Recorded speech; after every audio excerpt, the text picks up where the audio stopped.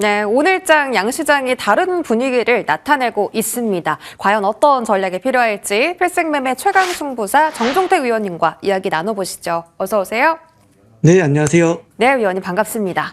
자, 코스피는 오후장 들어서 사상 최고치를 터치했고요. 코스닥은 아침에 사상 최고치를 터치하고 나서 좀 밀리는 모습입니다. 이렇게 각 시장이 다른 양상을 띠고 있는데 과연 주도 섹터를 계속해서 잡아내는 게 맞는 것일지 시장에 대한 대응 전략 들어볼게요.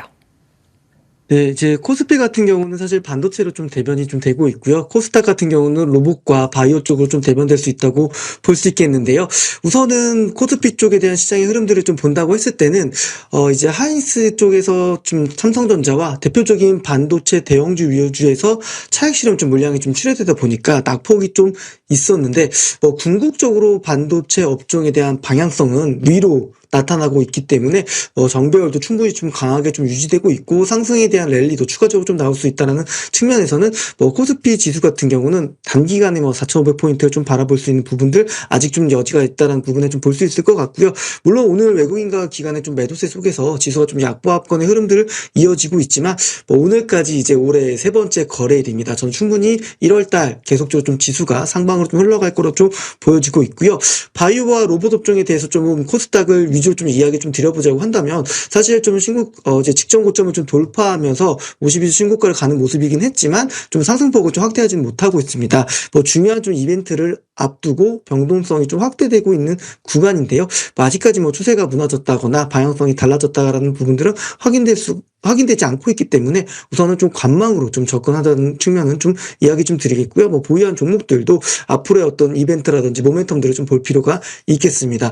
현재 지금 시장의 좀 분위기를 보면 사실 정배열이 좀 유지되고 있는 강한 업종, 최근에 반도체라든지 이런 부분들은 추세가 좀 유지되고 있기 때문에 계속적으로 관심 있게 좀 보여야 되는 업종이라고 좀 판단이 되고요. 그 외적으로도 좀 소외된 섹터들, 우주항공이 최근에 워낙 강했다는 측면에서는 방산과 조선 그리고 원전까지도 좀 움직임도 나오고 있다는 측면에서는 소외 섹터까지 좀 시장에 대해서 좀 골고루 편식하지 말고요. 다양한 업종에 대해서 좀 주도주를 좀 담아놓는 전략이 좀 무엇보다 좀 중요할 것 같습니다. 네, 소외 섹터 골고루 관심이 필요하다라고 하셨는데 어제는 반도체 섹터에만 스포트라이트가 집중됐다면 오늘은 조선, 방산, 우주항공 그리고 일부 제약바이오까지 다양한 섹터군들이 관심도가 높아지고 있습니다. 오늘은 어떤 섹터 집중하고 계세요? 네, 이제 좀 우주항공이라는 어떤 밸류체인을 구축하려고 하고 있는 방산 섹터를 좀 집중해서 좀 보고 있습니다.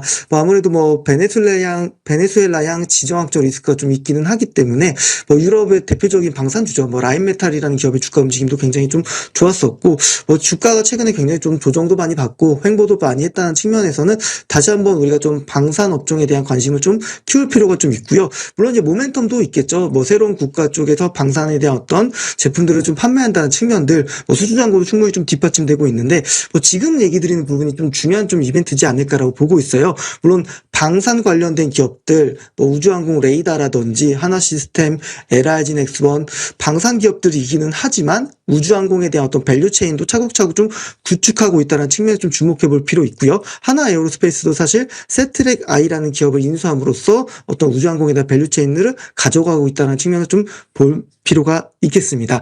그러면서도 대체적으로 조선, 방산, 원전 좀 주가의 움직임이 좀 커플링돼서 나오고 있는데요.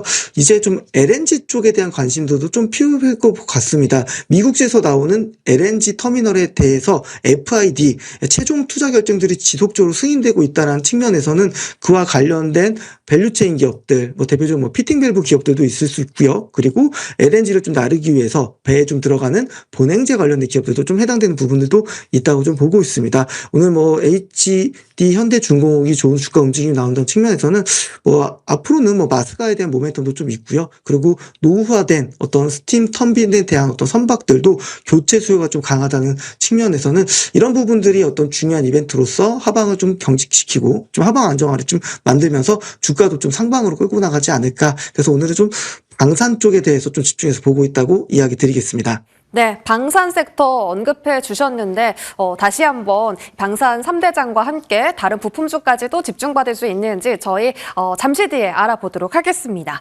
자, 오늘 저희 세 가지 AS 받아볼 종목은 우주항공 특집으로 준비를 해봤습니다. 이렇게 섹터를 미리미리 선점하시는 능력이 참 탁월하신 것 같은데 저희 제놓고 처음으로 공략을 했었고요. 자, 보시는 것처럼 오늘 강력한 슈팅이 동시에 나오면서 45.6%의 상승을 기록하고 있습니다. 이미 목표가는 초과 달성한 상태라서 지금부터 랠리가 시작되는 건지 궁금하고요. 10월 중순에는 센서뷰 공략했습니다. 지금 스페이스 X 관련주로도 분류가 되고 있고요. 최근 5거래일 연속 양봉을 그려가고 있는 상황입니다. 역시나 이 종목도 상단 더 열어두시는지 알아볼게요. 마지막으로 12월 중순에는 AP 위성 공략했습니다. 지금 2차 목표가인 14,000원도 오늘 뚫어낸 상태인데요. 3차 목표가 있을까요? 세 종목 점검해 주시죠. 네, 우선 첫 번째 리뷰드릴 종목은 제노코입니다.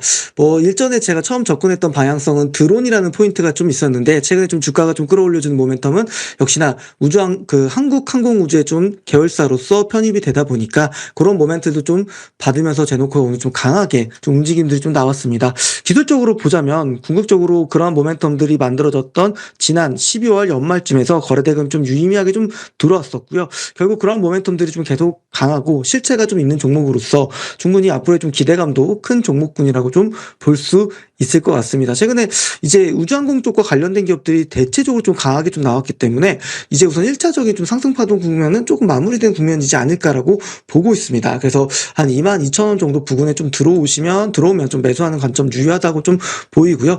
목표 주가 같은 경우에는 앞으로 올해도 우주항공 또 주도 섹터로 좀 자리매김할 수 있기 때문에 27,500원으로 상향 조정하도록 하겠습니다. 두 번째 리뷰드릴 종목은 센서뷰입니다. 센서뷰 같은 경우는 사실 굉장히 좀 끼가 많은 종목입니다. 방산 쪽에서 수주잔고 모멘텀을 좀 받쳐주는 기업이고요. 우주항공 쪽 관련해서도 말씀 주신 것처럼 스페이스X 쪽으로도 RF 안테나 관련된 공급하는 회사이기도 하고요. 다양한 좀 모멘텀들이 좀 있기 때문에 5G도 좀 해당되는 부분도 있겠죠. 그래서 주가가 단기적으로 굉장히 크게 올라가는 모습을 좀 보였습니다.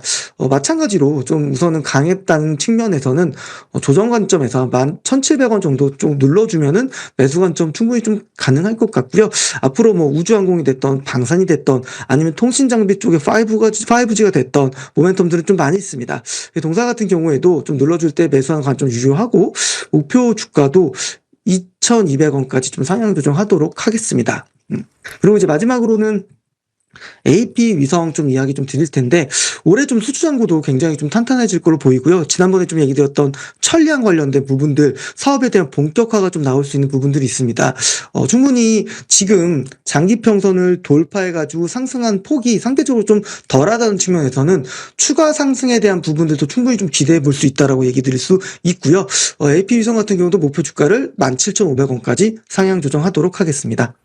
네, 오늘 AS 종목 세 가지 전부 다 목표가 높여주셨거든요. 제노코는 27,500원, 센서뷰는 2차 2,500원, AP위성은 17,500원으로 체크 도와주셨습니다. 종목 팔로업 계속하고 싶은데 위원님 어디로 가면 좋을까요? 네, 노란톡에 좀 들어오시면 됩니다. 아무래도 이런 테마가 좀 형성이 되면 주가가 좀 단기간에 50%, 70% 상승하는 케이스들이 많이 보이거든요. 그만큼 소외됐던 업종이 강하게 치고 가는 케이스들이 많은데 이런 흐름들을 좀 잡기가 쉽지 않으실 것 같아요. 그래서 노란톡에 들어오시면 이제 좀 저점에서 올라가면서 수익률을 극대화시킬 수 있는 업종과 주도주를 설명드릴 테니까요. 카메라 앱 실행하셔서 QR코드 갖다 대시면 편하게 좀 들어오시면 됩니다.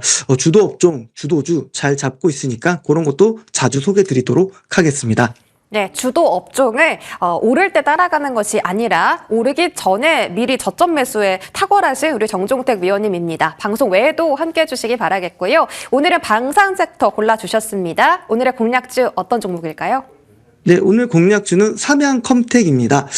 방산 쪽 관련해서는 사실 K2 전차 쪽에 들어가는 특수 장갑을 좀 공급하는 회사인데요. 방산 쪽으로 수주가 좀 받쳐주면서 실적의 성장이 굉장히 좀 드라마틱하게 나오고 있는 기업이고요.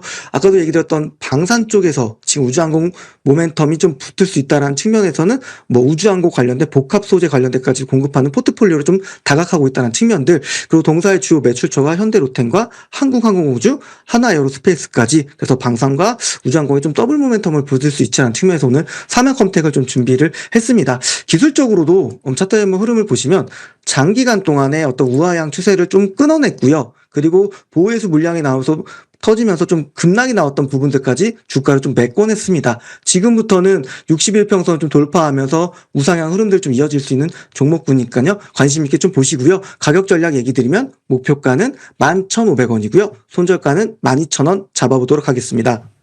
네, 자, 사만컴택 목표가 15,500원 맞을까요?